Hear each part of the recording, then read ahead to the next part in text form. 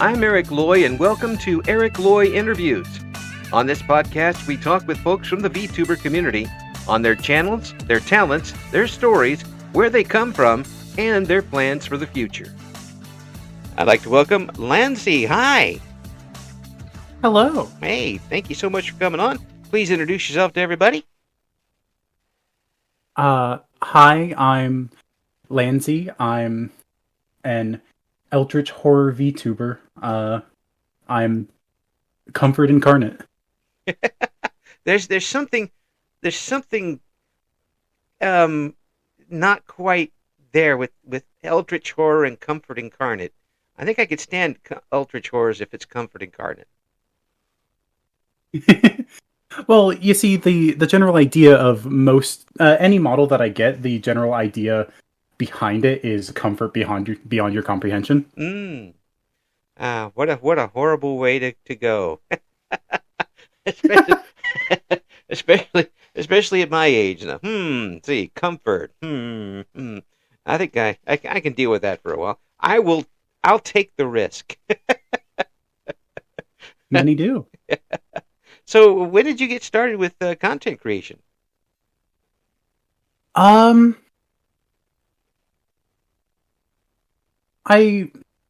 think back in high school, I used to stream on YouTube back when they first started having YouTube streaming. Oh, okay. But it's kind of the Wild West back then, wasn't it? It was. But like, that's a channel that's long gone. And I've just been kind of streaming off and on different platforms over the years. Mm-hmm. What brought you to since then? What brought you to the VTubing type of streaming? So what brought me into VTubing was just seeing that I could be a character. Mm-hmm. It was something that deeply appealed to me. Yeah. I had an OC that I had gotten years prior. I used it as my profile pictures. I enjoyed it. It was very cute. It's the cat girl model. Yeah. What it's based on. Yeah. And you know, I just used it for my images on every platform for a while. And then as soon as I found out about this cool VTubing thing, it was like, I could have a face to my streams now. Yeah, you can. One of the things I enjoy when talking to folks is when I get the feeling that they realize that they get to set the narrative for themselves. That's how you present yourself. I like to relate it to going from high school to college, where you're the same person, but the folks in college don't know that you bent over for a pencil in third grade and split your pants out.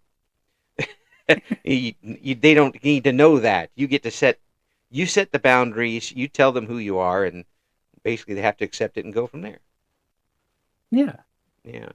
So here you got this chance, and what was a difference for you in streaming with a avatar and a model as opposed to the other types of streaming that you've done?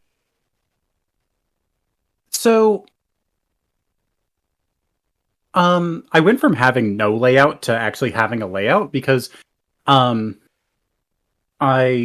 never really was a webcam streamer. I never had, like I said, no face to my stream. Mm-hmm. So because I only had like gameplay footage, it was just gameplay with some text in some spots to be like, the various notifications. Right. But then as soon as I had an avatar, it's like, oh, I want people to be able to see me, but I don't want to block the gameplay. So I had to actually start thinking of how my streams looked. And I feel like that helped a lot. It upped the quality a bit because I actually was thinking about it instead of just kind of slapping things together. Yeah. Well, there's something to be said for that. Having that, you don't have to be super extravagant and over the top unless that's what you want to do. I mean, who am I going to say that one way or the other? But if you have something that fits your character and your personality, and fits your audience, that's something too. I think people have to take into consideration. Then it just makes a better homey experience, a more comfortable experience. I guess that's a better way to put it. Yeah. So, were you able to, with your new avatar and the new to you VTubing system, did you get comfortable with it right away, or did it take a little while to get used to? Um, so once I actually got a model that moved, like for a long time I was just a PNG tuber. Yeah. So I only had to worry about be my voice being heard because that would make the model move. Uh-huh. But as soon as I had a camera on me, I had to be cognizant of the fact that, oh, when I for a moment to think am looking straight up at the ceiling, my model is just bending backwards. Um That's a if we could file that under first world problems. yeah. But that's I mean that's something that people wouldn't even think about it. Like you just notice this all of a sudden like, oh well, I guess I can't do that anymore. Yeah. There's a lot of things that I would do that I couldn't anymore because it just makes the model do weird things. And then there's things that I would do to fill empty space that started bleeding into the real world. Yeah. Um, After I got my first 3D model and I liked how wiggly the ears were, Yeah. something I would do whenever I didn't have something to say is just kind of like gently bob my head back and forth to make the ears wiggle because I could see it on my other monitor. I could just see the ears wiggling and it's like, oh, I like that. I'm just going to do that. And I started doing it in real life. So if I'm idle, I just start like shaking my head. People are thinking, did you take your medication today? Yes, I did. I promise. That's a different way of bringing things into the the world outside your computer. And you don't look up anymore because you don't want people to think you're looking back. the so when you got in there and people started seeing your avatar and matching your personality to it, how quickly were you able to develop an audience and a following? Um, I'd say it's been slow going, really. Mm. I can't say I've ever grown quickly. Um, and for various reasons, just amount of energy that I can put into streaming, Mm. the amount of viewers I have over time has gone up and gone down. Mm. Yeah, it just wobbling a little bit right now, but there's still Yeah, people who are coming there for you and your personality. It's yeah, everything is personality driven with this. yeah. Regardless of what like my maximum viewers are, I have regulars, and I love seeing them every time they're around. Yeah, it's as I explained to folks that your potential, depending on which streaming service you're using. Of course, if you're using Twitch, your potential audience is about 90% of the world. Yeah, And that might be a little daunting, but maybe it'll help you if when you have 10 people there and you get a little shell shocked. Well, it could be 10,000 or 10 million. It's still out God, I there. hope not. I don't think I could talk to 10 million people. That would be a little tough to do, I think. But the potential for everybody is still so huge, and the potential has not been. I don't think it's come close to been reached yet. Um, as far as people enjoying it and being audiences for it, Yeah, still so many millions and millions of people that would enjoy the content that VTubers on the various platforms have. Um, and what type of content do you enjoy? Do you watch other VTubers? I try to, but because I work nights, a lot of the people that I interact with during the day Mm. are live when I'm at work. Ah, yeah, yeah. That's a little tough to do, especially with some of these folks. Have it on Yeah. at work, and a little bit more spicy folks probably you shouldn't have on at work. Yeah, maybe those are for home. Yeah, yeah. But it. Not to say that I've ever gotten in trouble for that or anything in my life, more than once. Um, but again, with that you can find somebody at any time of the day. The people who are streaming in other countries, for example. have been able to pick up a few watchers and viewers from overseas? Yeah. There's a handful of people that are regulars that are in time zones that are several hours ahead. So I'll be streaming at, my normal time window of time for streaming, which is, after midnight for me. Uh, And I'll have people from Europe popping in and being like, "Yo, what's happening here?" Good morning. Like, Yeah. well, and or here's the thing that I found out because I work the paying job at night, and I say we're not to pull the curtain back too much, but it's after work when we're doing this, since you're a late time person and I am too as well. Um, but at this time of night, I'll do interviews a lot with folks in the Pacific time zones in Australia or the Philippines or that, because it's in the early afternoon for them. So I'm like, yeah, it's Yeah. pretty good timing actually, and it actually works out pretty well. But the it for you being a nighttime worker, are there times when you would like to be able to stream earlier in the evening?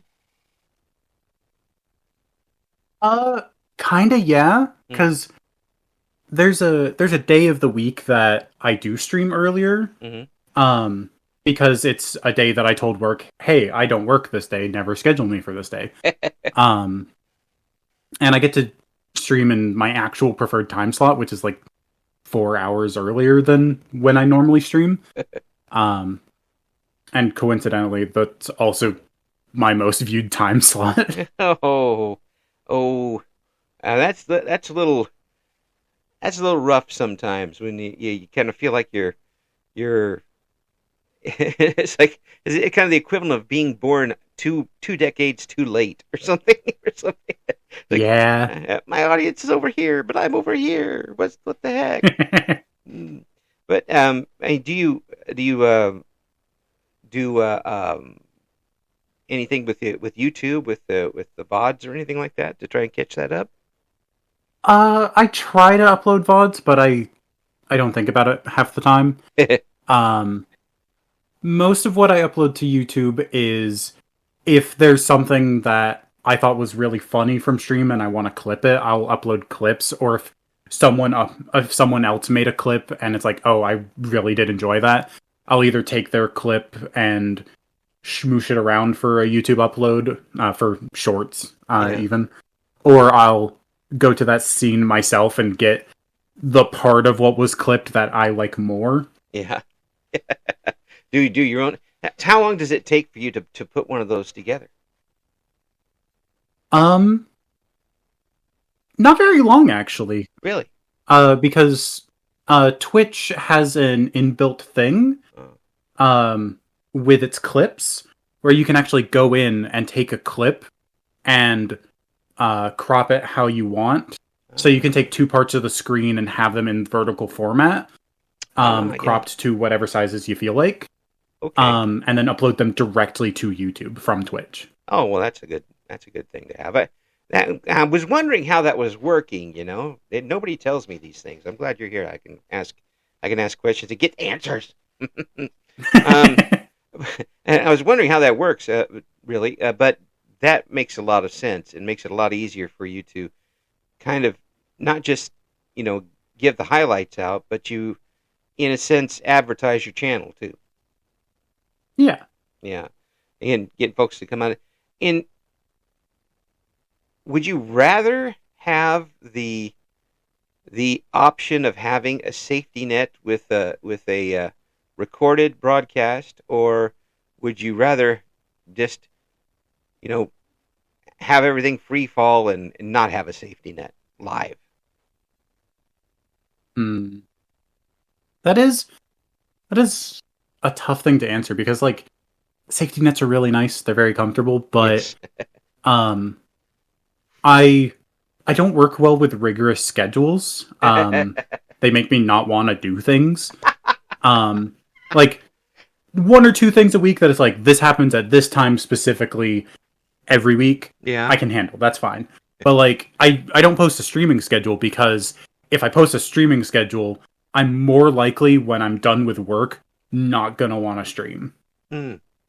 Yeah, yeah. It's just for folks who are still looking at it as more of a hobby than anything. Then there's just that there's a line that you don't want to cross to make it a job. Sometimes I I it's had following that schedule. Yeah, I had tried making it a job at one point. Hmm. And it's not that I didn't enjoy doing it as a job. It's just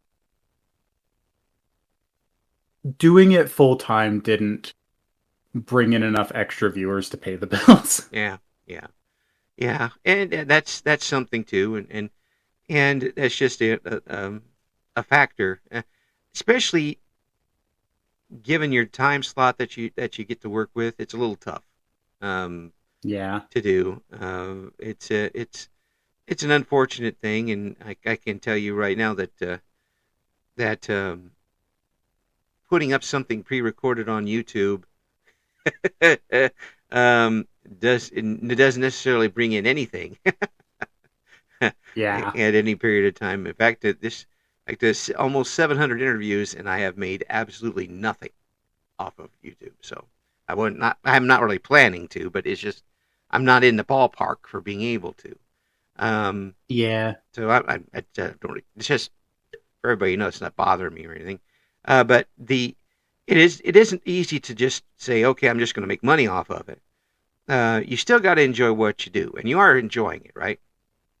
Yeah. I love what I do. Yeah, yeah. I was watching one of your streams the other day, and it sounded like you were having a whale of a time with it. I believe it was a co-op stream. Do you do a lot of those? Kinda. Yeah. I've got 2 streams a week that are guaranteed to be co-ops. Mm. I've got my friend Nico that I play video games with on Fridays, Mm-hmm. and then I've got my D&D streams on Sundays. Got to talk D&D. Got to talk D&D because I remember folks that I was an OG D&D 1983 guy earlier Mm-hmm. actually than that when there was one book, just a few classes. We couldn't be like half orc, half toaster oven. We it was very But yeah. It was simple, but it was fun. It was fun. So do you like being in the group, or would you do the DMing, or have you done both? I've done both. Mm-hmm. If I don't have a game I'm DMing, I get the itch to do it real bad because I do just really love being a DM. But sometimes, especially after the end of like a long-term campaign, Yeah. I need a little bit of time to like rest afterwards. Yeah. Before I can get started on the next one. Yeah. And I know not too long ago, like a few months ago, after the end of the last long form campaign before the current one, Uh-huh. the group decided that between games, instead of just having no games, the people who make up the party would take turns running games until I was ready for my next one. Oh. Okay. Well, that's good. And I'll give you a little more flexibility to rest up a little bit in between. Give So me more time to write, because yeah, some of these take so much writing. that's what I also want to ask you about that. Are these campaigns that you come up with yourself, or are they pre-made, or what? So I almost exclusively run campaigns that I've written myself. Cool. And half the time it is in systems that I've written myself. Okay. So you kind of have templates you go by on occasion? The Or is that closest I could say that I the right get word to a use? template is Yeah. template is not a bad word for it.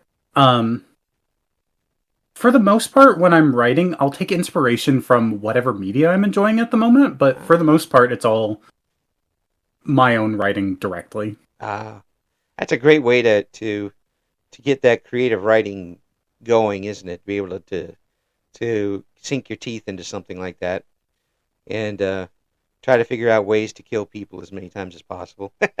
Uh, so I so are you one of those DMs that puts a trap in every room?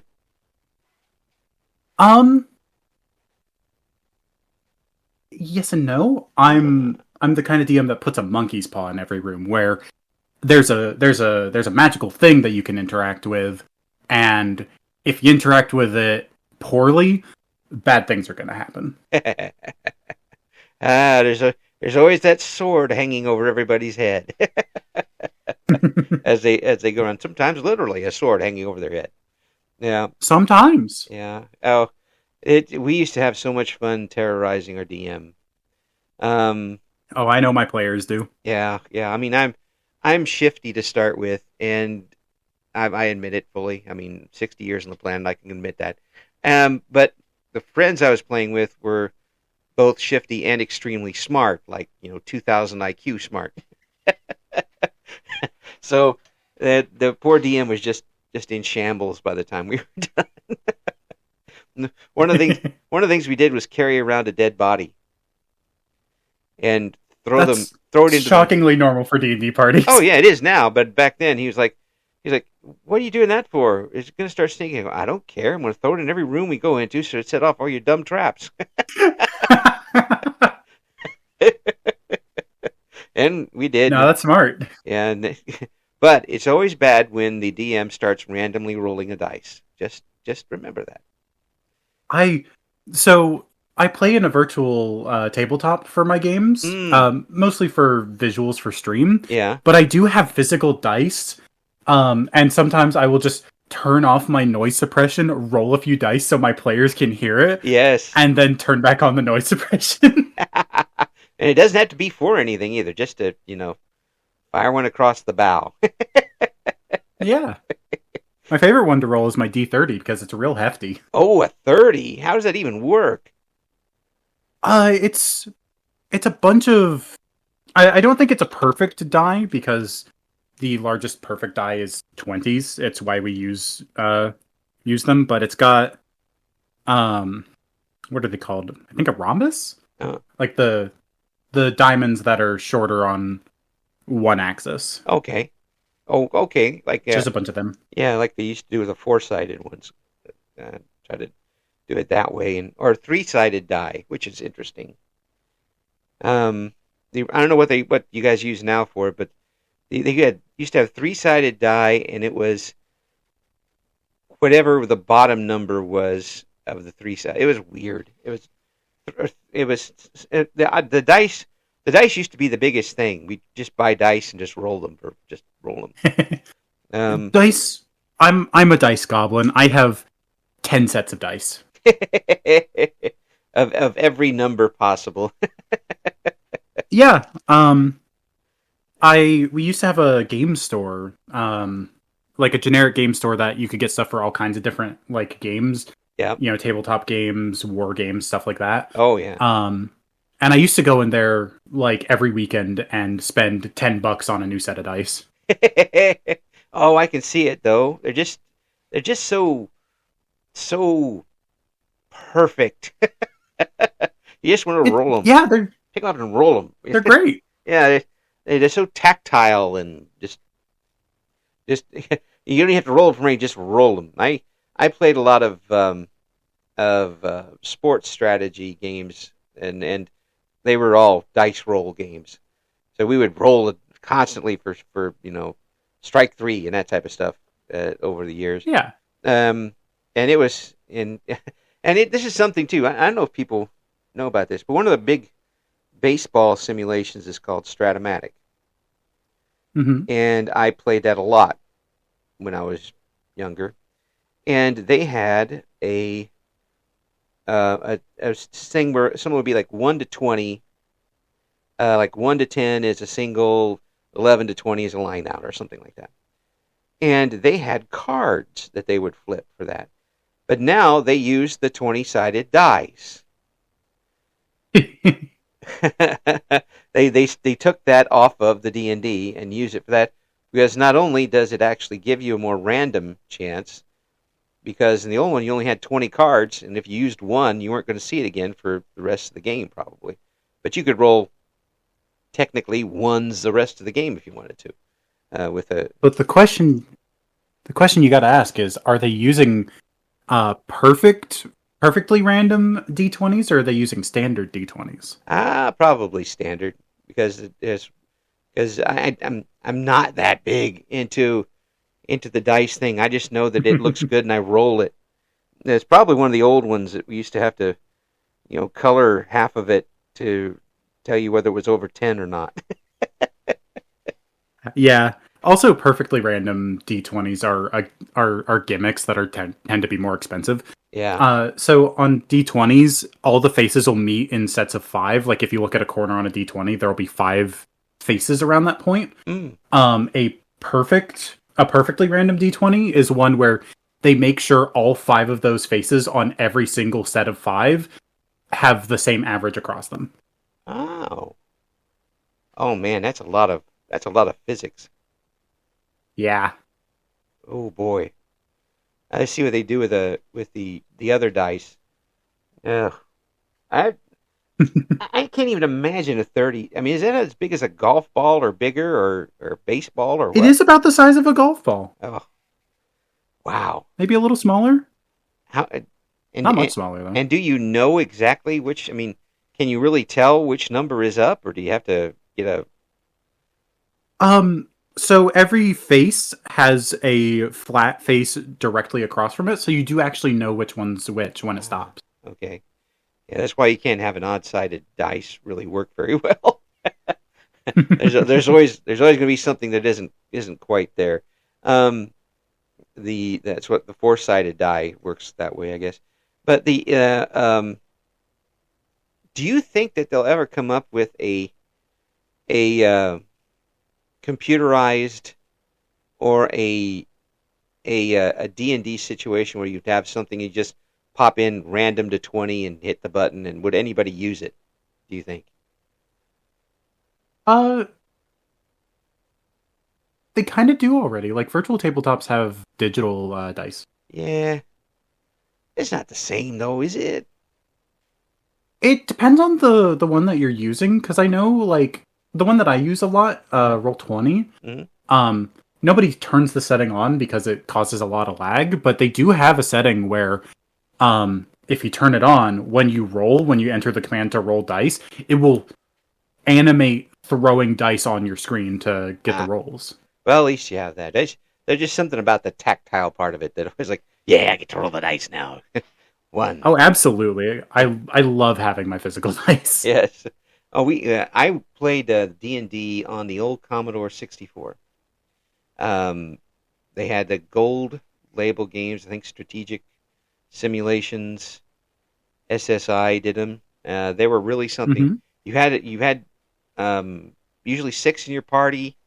It was as good as it got for the Commodore 64 at the time. But every game now that has hit points or RPG elements comes back to D&D in one way or another. Uh, Yeah. yeah. So, do you ever branch off into other types of RPG tabletops? Yeah, from time to time. Yeah. And most of the ones that I run myself, I write. When I was saying earlier that the TTRPGs that I wrote, I mean like a whole system from the ground up I write. Oh, yeah. So, like, so you just not don't even use the skeleton. You just build the whole thing yourself. Sometimes I use the skeleton, just depending on what I'm feeling when I'm building the system. Mm-hmm. But the current one is not D&D in any flavor. Wow, that's pretty cool. I know they tried to do a Buck Rogers franchise using D&D's format. They did it on the computer. It worked okay. Mhm. Wasn't nearly as good, but it was okay. I mean, it was the way it went. Now, how does that, in your opinion, doing that tabletop, how does that translate onto doing it for the VTuber stage? Um, Honestly, doing it as a VTuber, it It's no different than anyone else that streams D&D. It's just I have a virtual setup instead of filming a table. Yeah, yeah. It are you? I mean, obviously you've been doing it for a while and you're comfortable with it, but did it take you a while to get comfortable with the format? Um, not really. No, it the first two or three streams when I hadn't streamed it before Mm-hmm. and I wasn't sure what I was doing yet Mm. were a little rough, but like it didn't take me that long to just be like, this is just a normal thing that I do each week. Mm. And admittedly, I've been doing it for 10 years, so it's hard to remember how hard it was in the start. Oh yeah, I mean, yeah, there is that. But do when you're streaming it, do you let chat get involved at all? It depends on the game. My current game, chat does actually get involved. Mm. Um, there is in-game currency that the players can earn through stuff that they're doing, Mm-hmm. and spend on items and food and other such necessities. Um, and people can actually spend their channel points to give the same amount of currency to the players. Ah, So anyone who's watching can give to the in-character a little message and be like, here's 100 coins to spend on something. okay. Well, that's nice. Can they also do damage? Um, it depends on the game. Not this game currently. Yes.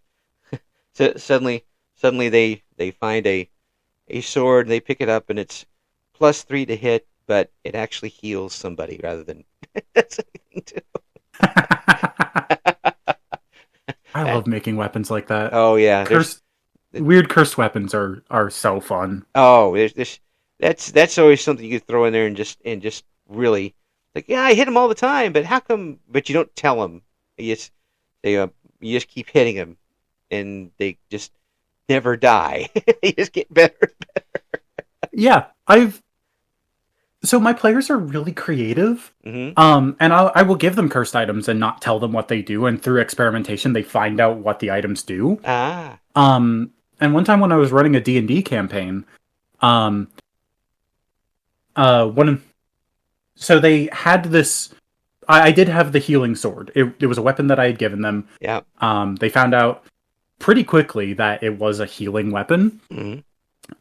And then at some point their healer died, like their main healer. Ah. And the fighter goes, "Oh, I have this sword in my pocket," and starts using their, the many attacks they get a turn as a fighter Yeah. to heal the party. Well, I mean, that's smart. That's the way to do it. Yeah. Now, and can you do that though? Can you? Is there some type of technicality where you can't, attack your party or hit your party with a weapon if you're like the wrong, like you're not lawful evil or something like that? Um, it depends on the game and it Mm. depends on the system, but in normal D&D, there's no limitation on that. Okay. You can attack your own party whenever you want. Not that we ever did that. No. No, No, no. I've never had my rogue kill the wizard for a cursed amulet. Never did that. Not once.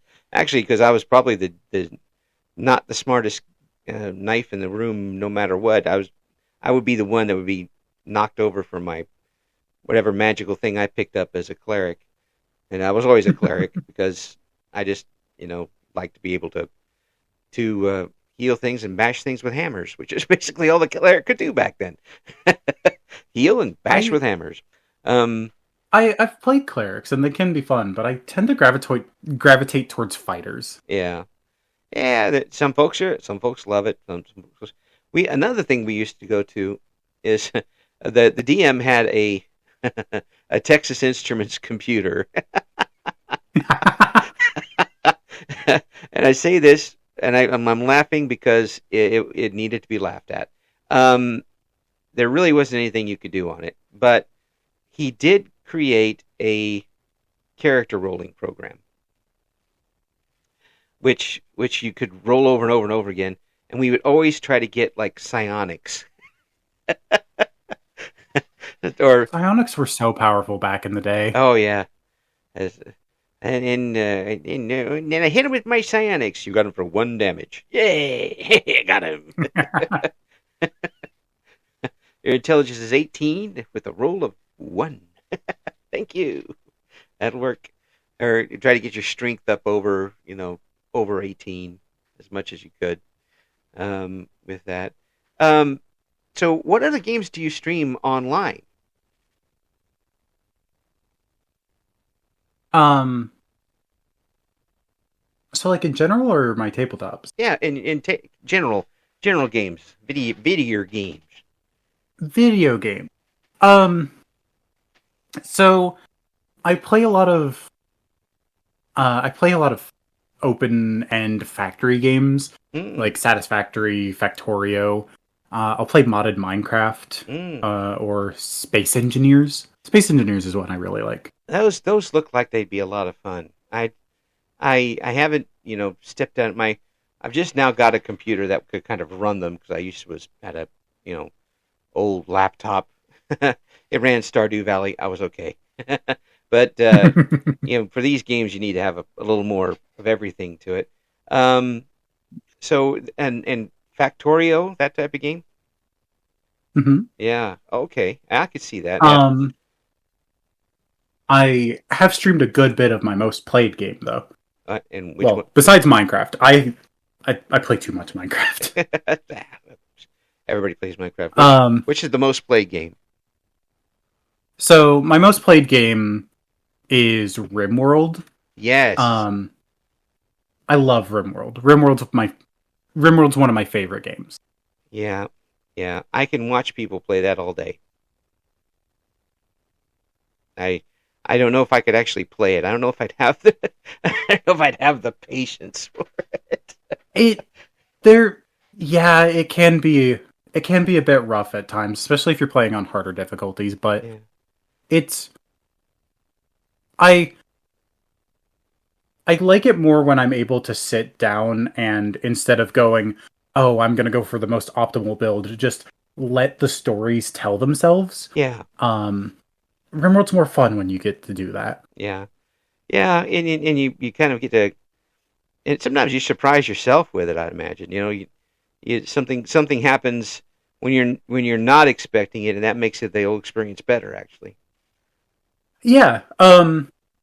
My favorite RimWorld story, um, which is from when I was like 20 hours into the game, just trying to figure out how to do everything, and it's what got me hooked on the game, just kind of forever. Um, because it was the first time after I'd finally gotten a good solid grasp on the general mechanics of the game, so I could actually sit down and do a proper story. Right? Um, and I had this little colony growing, um, and we had a cold snap.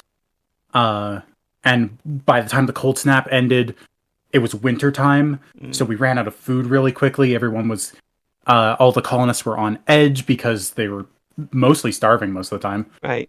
We would hunt whatever we could on the map, but as it got deeper into winter, less animals showed up. Hmm. Eventually, one person had a violent breakdown, Oh, went through, uh, killed all of my other colonists, and then when he breaks out of the daze, he's so shaken by what he's done, he goes into a different mental state, wanders outside into the snow, takes all of his clothes off, and dies of hypothermia. And it's like, I could never have written this, and I got to experience it in real time. that did that's a way to finish right there. Go out to a big finish. Yeah, and it's like it's stuff like that you think, oh, a game couldn't have like something like this happen, and then so many things in RimWorld happen that it's like I could never expect a game to throw something like this at me Yeah. that isn't like pre-scripted. Yeah. Yeah. And that seems like a game like you said you've had 20 hours in it that if you really got into, you could set for 20 hours. Like I'm gonna I have to keep going for this. I'm almost ready to get this going.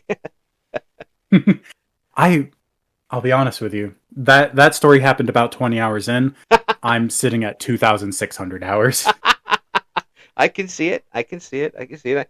I had a game that I was able to play for a while, but it just got too much for my computer. Um, Oxygen, um, not included. I love Oxygen Not Included. I I have I 400 hours. I loved it, but it got too. My computer couldn't play it after a while. I don't know what the deal was. Um, It it Once your map's been going long enough, there's just so much going on. Oh yeah, yeah. I enjoyed getting the crops together. I had like a whole set of showers and recycled water thing going. It was I was like, yay! I got my community going. It's like more technical Sims. It's Technical sims are my jam. Yeah, that's exactly right. And you can set it do it the way you want to. And if you want to kill somebody off, just throw them in with a piranha or something. Just build a wall around them and just let them go. Or send them into the gas or something to pick something up. Unfortunately, if you're too good at the game, killing people intentionally is a part of the meta. Yeah. Because there's these little guys that called morbs that Mm-hmm. spawn around corpses, Yep. and they create polluted oxygen from nothing. Yep. So if you get a corpse and toss it in a hole and leave it there for a while, you'll get a whole bunch of morbs, and then you can lock those morbs in a box Mm-hmm. and just create free oxygen forever from them. Yep. Yeah. Yeah. There's always something that you have to every action creates a reaction, positive and negative, that you have to work off Mm-hmm. of, and it's putting those pieces together the right way in order for it to last long. Um, I never did get to have them take off from the planet. I got them to the surface a I've few never times. successfully I've never successfully launched either. Yeah, I got them to the surface a couple times, but I never got them to, and I got them all the way to the bottom a few times, which is also not easy to do, because it takes forever to get them down there. By the time you get down there, day's over with. Yeah. You have to put beds on the way down, otherwise they're not going to be able to sleep. You don't want them getting mad, get sick. That's even worse. So, is there something that you would like to play that you haven't played yet online? Um, Not really, because I just kind of play whatever I feel like. It's just what I end up playing is what I just settle into. Mm-hmm. Just it's what I feel like playing that day. Yeah, yeah. There's a freedom to that. That's you're going to enjoy it, and he's like, today I would just want to do luck be a landlord or something for 2 hours, and everybody gets to see you do that for a little bit, but you're the one having fun, and everybody. I hope that VTubers remember that the people out there aren't necessarily there for what you're doing. Some of them are, but they come back because of you. They're there for your personality and your talents and how you engage them, and they like you. That's why they keep coming back. Yeah. Yeah, so they want to see you have fun. Although occasionally, getting stuck in a horror game, they'd like to see you die a few times too. They don't mind that one bit. So, I in talking with you here, I imagine that you would rather see yourself a little further along as far as the channel goes, but are you generally satisfied with what you've been able to do? I would say I am generally satisfied with what I've been able to do. Yeah, yeah, and it's still the point where you're looking forward to coming on, and even taking that off day, you go right to streaming at your optimum time. Yeah. To get that audience you want. If you could do this and make enough money to pay your bills, would there be any question that you would do it? I'd do it in a heartbeat. Mm. Yeah, yeah, yeah. It's just addicting. and Yeah, it's a good time being able to do things that people enjoy. Yeah. Like I stream because people like watching me stream. Yeah. Um, if there was nobody watching, the way I play games is not much different from how I stream them. Mm-hmm. So like, if there was nobody watching, it would be no different for me. Yeah. Yeah. And you'd still be having fun, but here you Yeah. get a chance to share that with a lot of people, and that's something that certainly wouldn't have been able to be do 20 years ago, or even 10 Yeah. years ago, really, and at the same type of way. And there's so much more to keep going. Have you got any big plans coming up? Have you got any events we should know about happening? In January, I'm gonna do a subathon for my birthday. Ooh, okay. So we'll keep an eye on that. We'll make sure that we're going to promo it in our Discord. So make sure you get that in there for everybody, and we'll make sure that folks know about that. For us, you got to check out and see what Lancy's got going on. We're going to have all of the links up in the description for this interview, and I thank you so much for coming on. Yeah, it's been fun. You keep shining out there, and we'll talk to you again soon. All right. Thank you for listening to Eric Loy Interviews. Join us again next time when we talk to another member of the always interesting VTuber community.